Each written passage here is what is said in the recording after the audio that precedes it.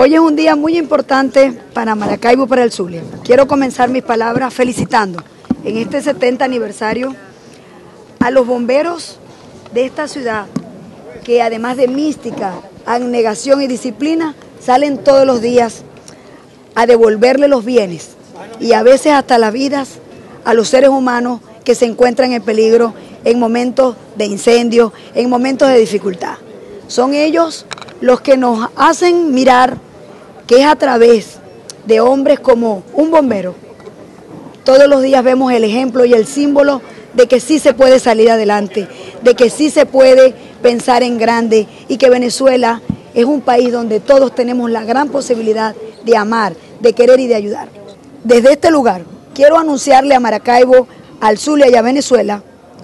que el candidato de la unidad, Enrique Capriles, cuenta con el apoyo no solo de Evelyn,